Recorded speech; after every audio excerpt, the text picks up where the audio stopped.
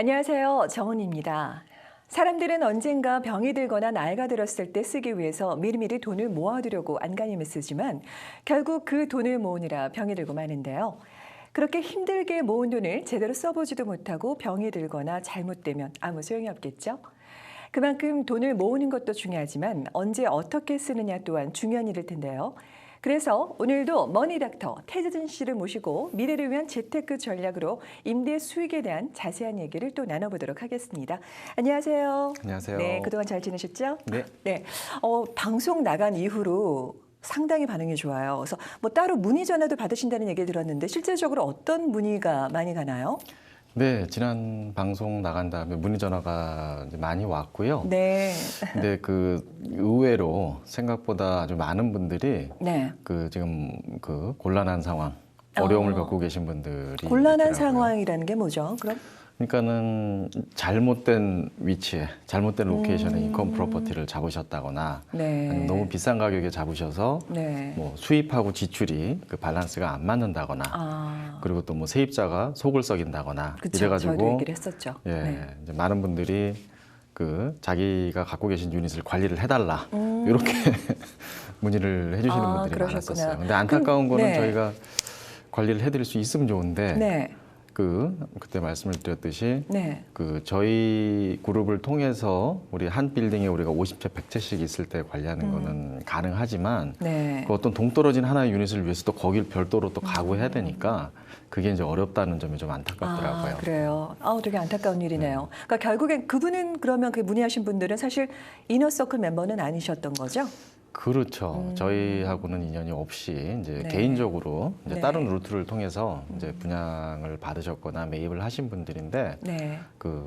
그래서 저희가 동떨어진 장소에 있는 그거를 관리는 해드릴 수는 없지만 네. 한번 저희 세미나에 오시면 여러 가지 다른 방법들을 생각을 할 수가 있으니까요. 네. 가이드를 해드릴 테니까 한번 오시다. 네. 이제 그런 추천을 해드렸습니다. 네, 예. 알겠습니다.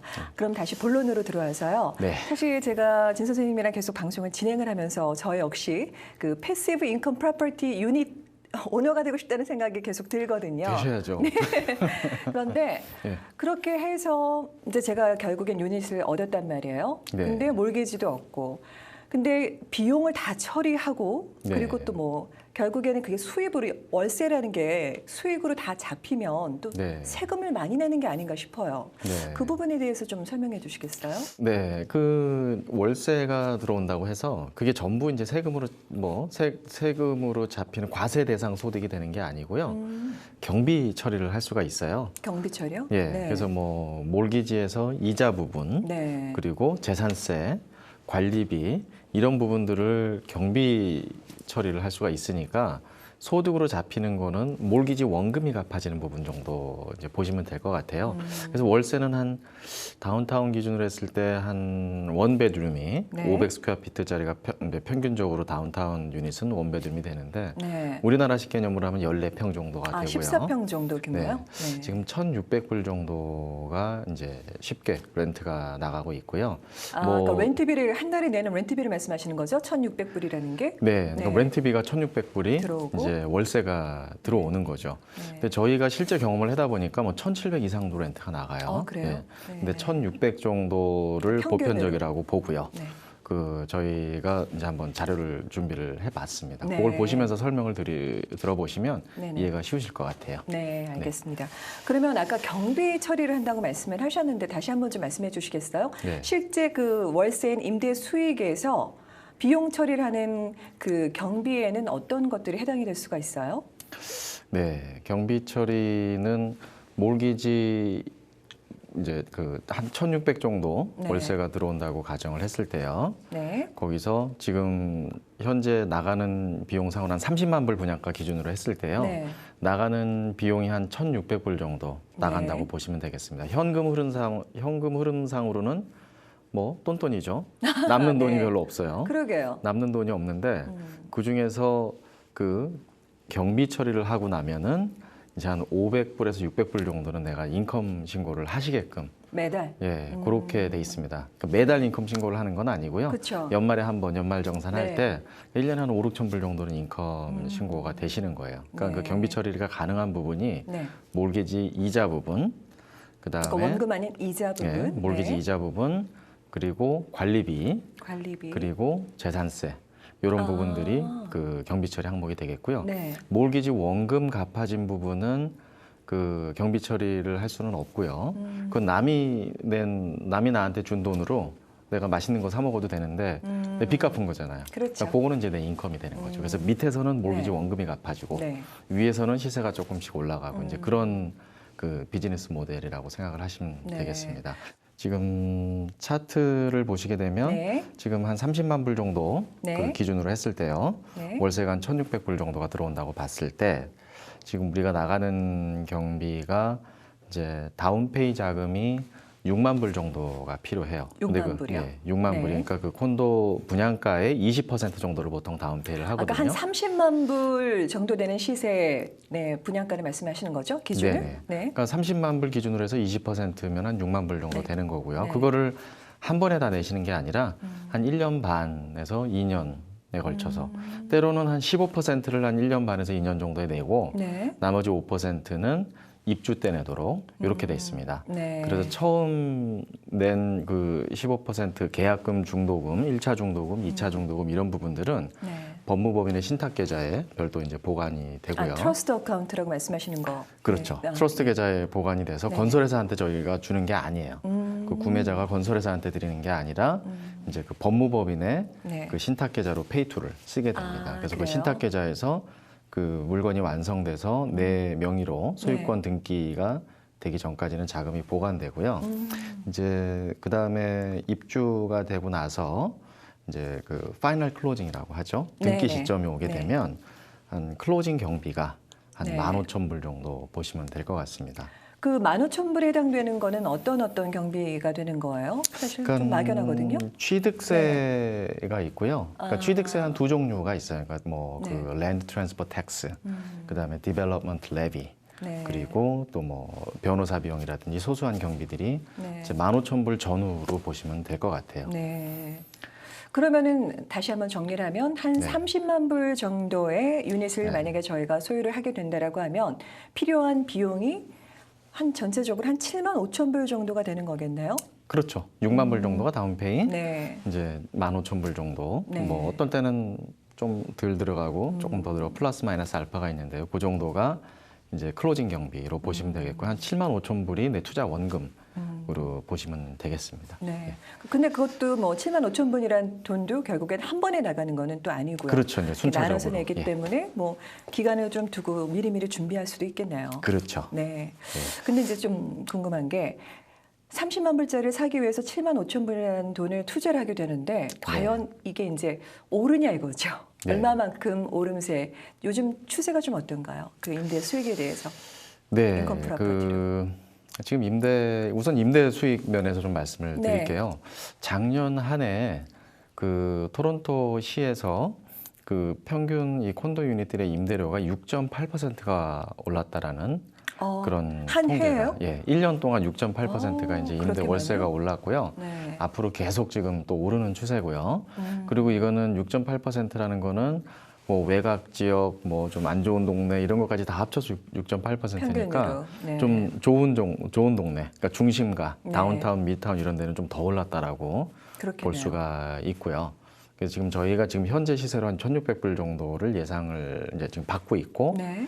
이제 좀 운이 좋으면 한 1,700 이상도 받고 있는데 그게 이제 오르는 추세라는 거죠. 네. 그래서 보통 콘도 유닛을 분양을 받으시면 네. 완성되는 데까지 한 2, 3년 정도가 걸리니까요. 네. 실제는 조금 더 그 1,600 이상 받을 수 있다라고 우리가 충분히 예측을 할 수가 있지만 우선은 한 1,600불 정도 받는 시나리오로 네. 저희가 한번 만들어 봤습니다.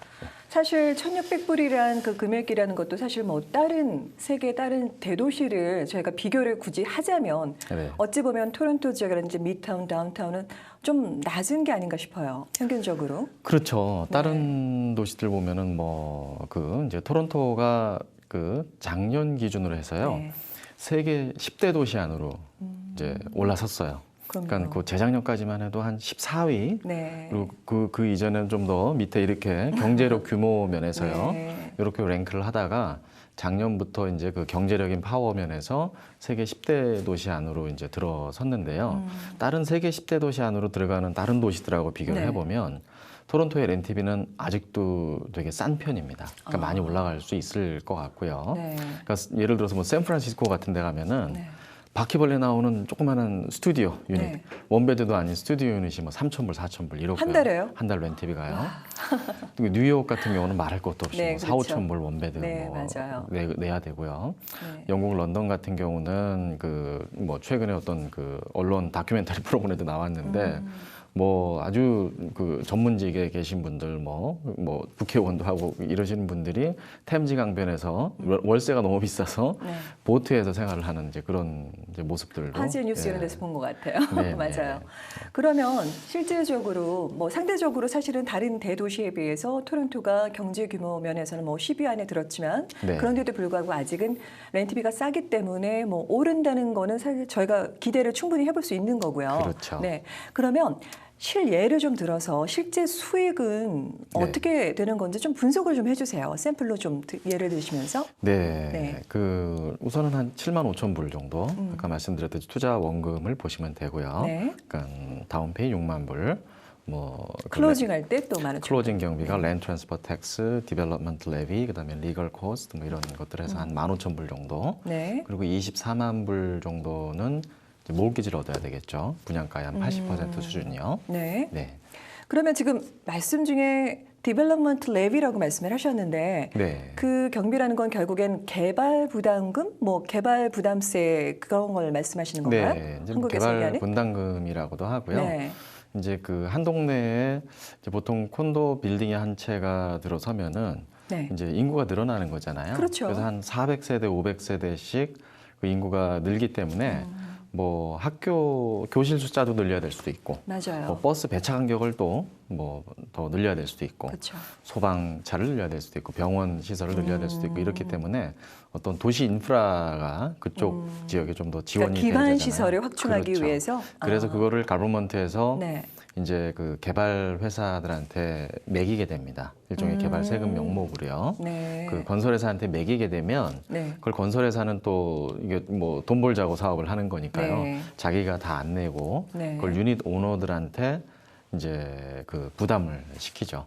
그래서 중요한 게 많은 분들이 또 제가 목격을 한 게 네. 그 디벨롭먼트 레비의 한도 설정을 안 한 채로 그런 게 있는지도 모르면서 네. 그 인컴 프로퍼티를 매입을 하신 분들이 많이 계시더라고요. 한도 설정이라는 게 뭐죠? 그 개발 부담금에 대한 한도 설정을 말씀하시는 건가요? 네, 그걸 계약 조항에 그런 그 한도 설정이 돼 있으면요. 네. 그 일종의 그것도 이제 그 금전적인 혜택이죠. 그렇겠네요. 개발 부담금이 많이 나오더라도 나한테는 얼마 이상 차지를 할 수 없게끔 보통 이제 레비에 캡을 씌운다라는 표현을 많이 써요. 아, 그래서 그래요? 뭐 개발 분담금이 10,000불, 20,000불이 나오더라도 네. 나는 맥시멈 5,000불 정도만 내겠다. 뭐 이런 식으로 이제 한도 설정을 해놓는 겁니다. 그래서 저희 베이트 이너서클 그룹에서 매입을 하는 유닛들은요. 분양 가격도 중요하고 네. 알짜 유닛들을 그 뽑아낸다는 것도 중요하지만 네. 그런 식으로 레비에 캡을 씌운다든지 전매할 때 뭐 페널티를 없이 갈 수 네. 있게끔 한다든지 입주하면서 뭐 그 MLS에 리스팅을 할 수 있게끔 한다든지 이런 기타 계약 조건들도 우리가 봐줘야 돼요. 그렇겠네요. 그러니까 네. 사실은 좀 간과하게 쉽게 지나치기 쉬운 그런 부분이 아닐까 모르면은 싶어요. 이제 그냥 지나치시는 그렇죠. 저도 거죠. 사실은 예. 지금 처음 알았거든요. 그런 게 네. 있다라는 거를. 네네. 아, 그렇겠네요. 근데 이제 사실 제일 궁금한 게 예민한 부분이 몰개지가 또 아닐까 싶어요. 네. 아까 20%라는 돈을 원금으로 저희가 디파짓을 하기로 되어 있는데 네. 그럼 결국에는 분양가의 80%라는 그 큰 포션을 저희가 몰개지를 얻어야 된단 말이죠. 네. 근데 요즘에 되게 몰개지 얻기가 까다로워졌다고 얘기를 드렸거든요. 네네네. 실질적으로는 어떤가요? 이 시장에서. 그러니까 그 몰기지 얻기가 네. 까다로워진 거는 사실이고요. 그렇지만 몰기지도 마찬가지로 어떤 프로퍼티를 네. 어디에 얼마를 주고 어떻게 사느냐에 따라서 이게 결과가 다 달라지는 것 같아요. 네. 아무래도 싸게 사면은 몰기지를 얻어야 되는 금액이 적어지고. 적으니까요.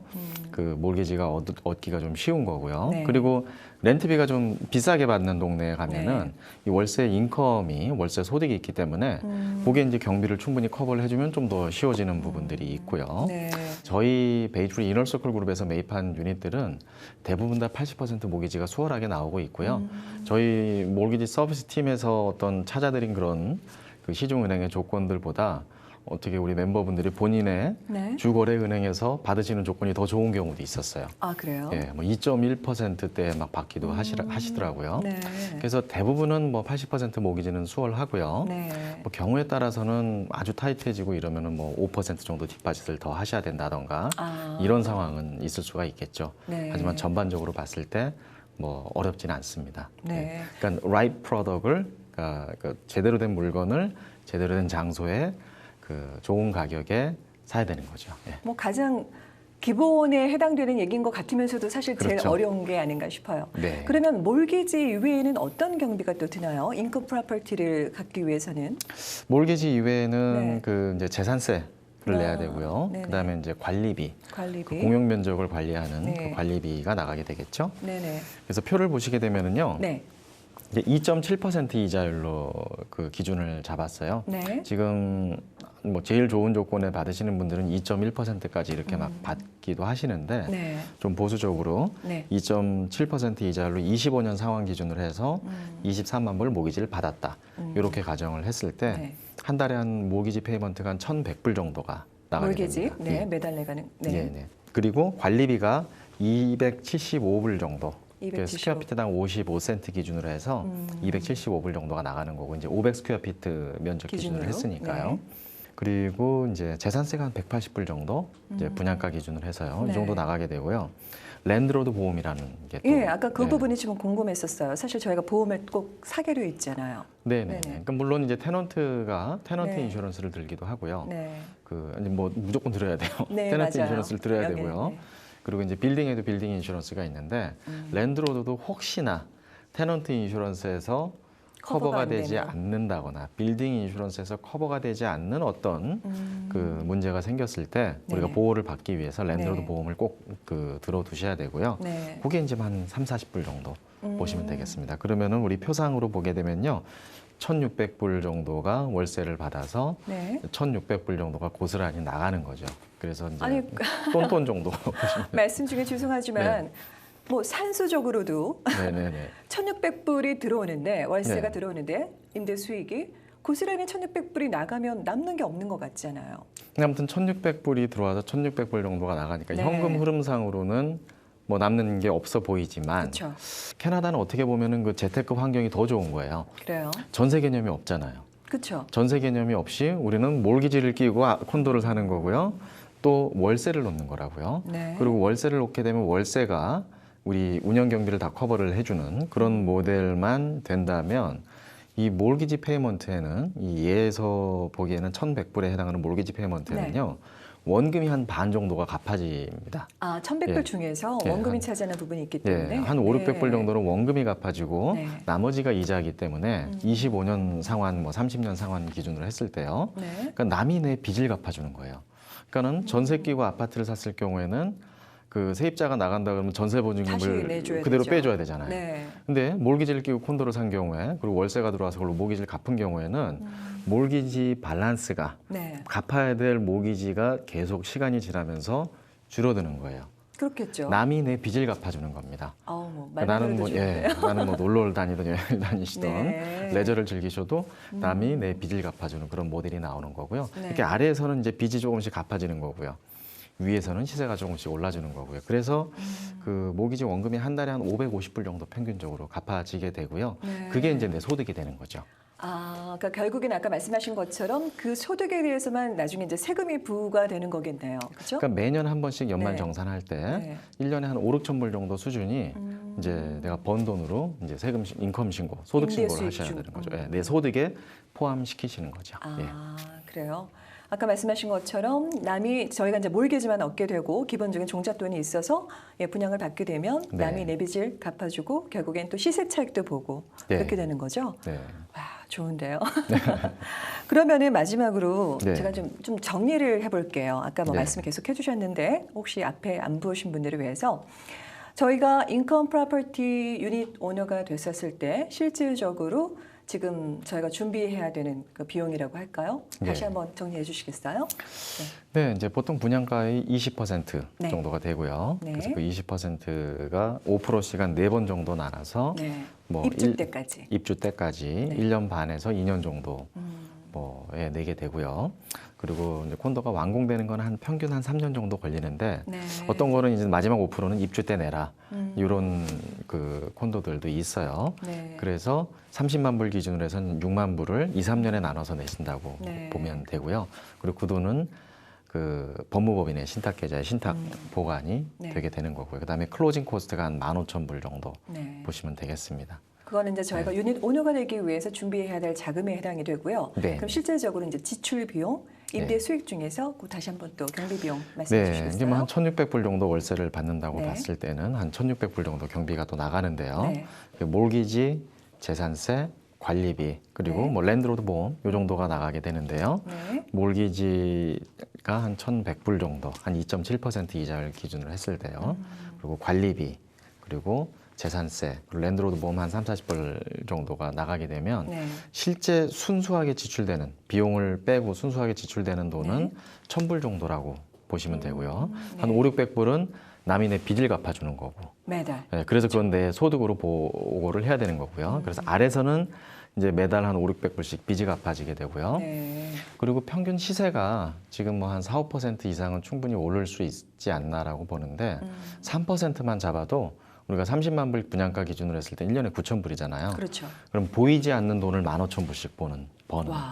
그런 모델이 나오는 거죠. 지금 그 15,000불이라는 돈은 아까 말씀하셨던 뭐 1년에 한 5, 6,000불 정도에 저희가 이제 그 원금 부분이 갚아지는 거 하고 시세 차익이 한 9,000불 합쳐서 15,000불 말씀하시는 그렇죠. 시세가 거죠? 올라가는 부분, 와. 원금이 갚아지는 부분. 네. 그래서 한 보이지 않는 돈 한 15,000불 정도씩 네. 벌 수 있는 모델이라고 보시면 되겠습니다. 근데 저희가 여기서 감안을 안 한 거는 네. 시세보다 싸게 산 부분을 감안 안 했어요. 그러면 나중에 더 그만큼은 더 좋아지는 거잖아요. 그렇죠? 수익으로 남는 그렇죠. 거잖아요. 그는 이제 보너스로 보실 수가 있죠. 그러니까 시세보다 우리가 한 5, 6만 불, 6, 7만 불 싸게 잡았다 이렇게 네. 되면요. 입주 시점이 되면은 이제 시세는 그 원래 정상 시세에서 올라가기 나름이니까요. 네. 입주 초기에 시세 차익이 그래도 가장 많이 발생하는 거를 저희가 볼 수가 있습니다. 네.